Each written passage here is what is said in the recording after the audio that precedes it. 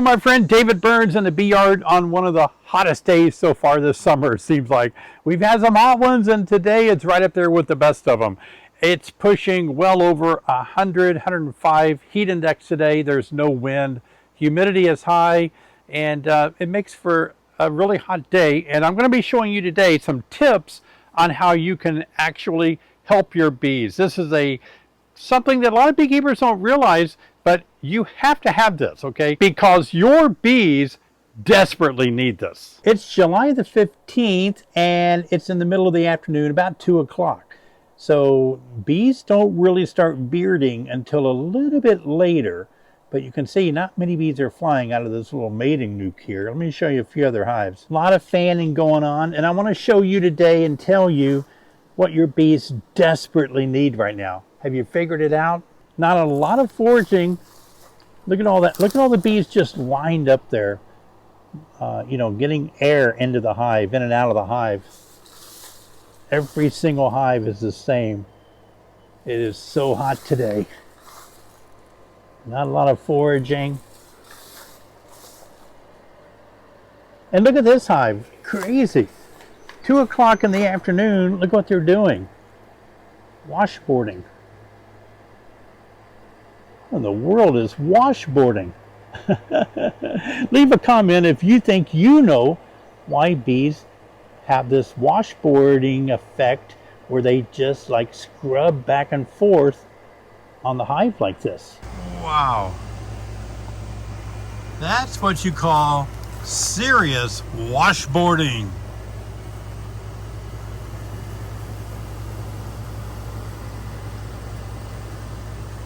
No one knows what causes bees to washboard, where they go back and forth like that. But if there ever was a hive that you would want to test, find out why, it would be this one. From the top cover, 2 deeps, washboarding. It's been going on for decades, maybe centuries. Nobody can figure it out. And you can just see down the line here, all the bees. I mean, they're going in and out, but I think more than foraging for nectar, I kind of think they're foraging for water. That's what I want to talk about today. What you can do to help your bees is to give them some water. Let me show you some cool ways to give your bees water on these hot days. I'm going to show you some of the ways that I water my bees, but this is a new way I'm going to experiment with. Look at this little piece. 5-gallon bucket of water, and throw it in there, and hopefully the bees can just stand on that and get water. If you do use these, always remember these are very dangerous for young children. You can see they come with a warning on the side of a bucket because children get curious. Little children will look in there and fall in and they can't get out. So if you do use these, make sure there's no young children around that can make that mistake. Now I don't want to leave it this close to my bees.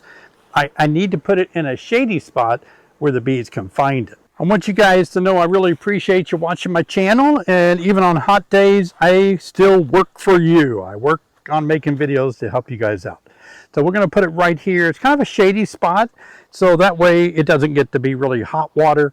And it's going to take the bees maybe a day or 2 or 3 or a week to find it. We'll see. We'll come back and keep you guys updated on how well bees can find this. But I want to show you what they did find.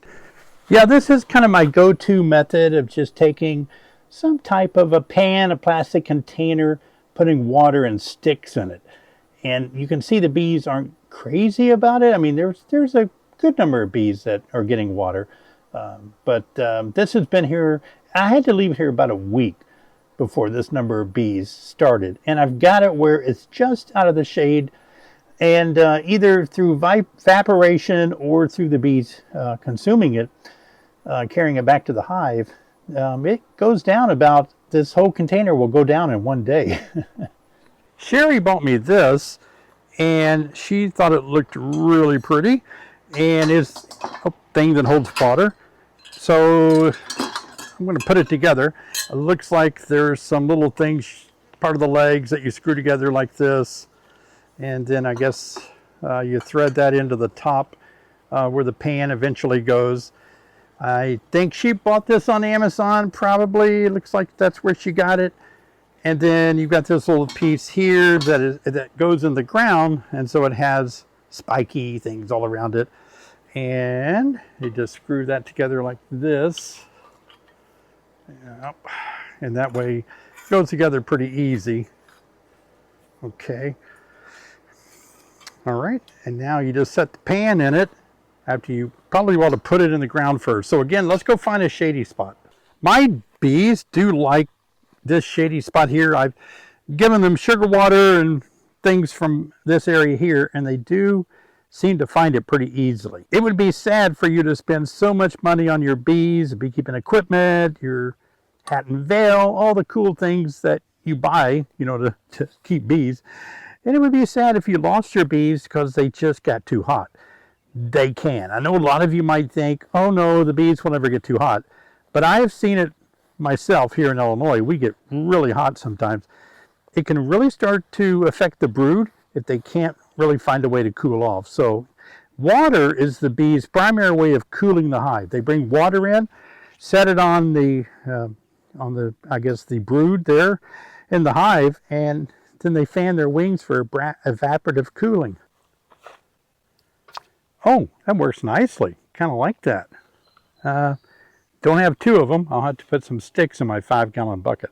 Yeah, if you're like me, I don't like to buy things. I don't like to spend my money on the things that I can just come up with on my own, right? Like a stick. So instead of buying the yellow thing, which is cool, I can just throw some sticks in here, and that way the bees won't drown in the water. Bees make really good flyers, as you all know, but let's be honest, they don't make good swimmers.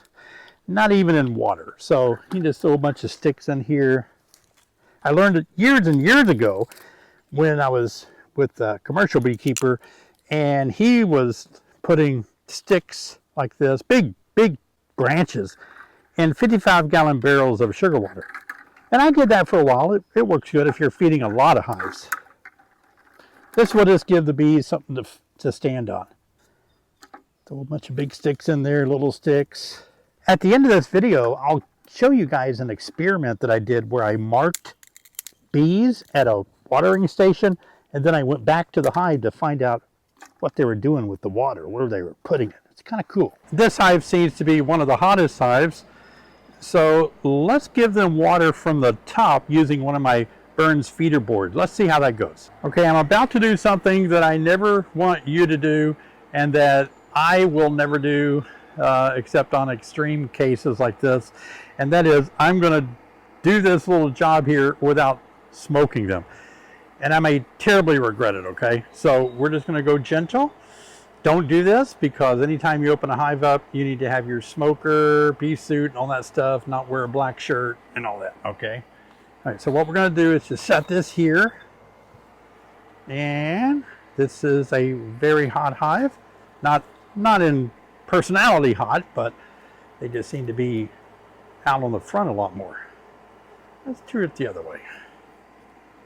I like to put the pollen patty screen toward the back here if you want to use that. And so what we're going to do is put that on there, and then we're going to give them water. Look at that. Just water. They don't need sugar water. Plenty of stuff to forage on now.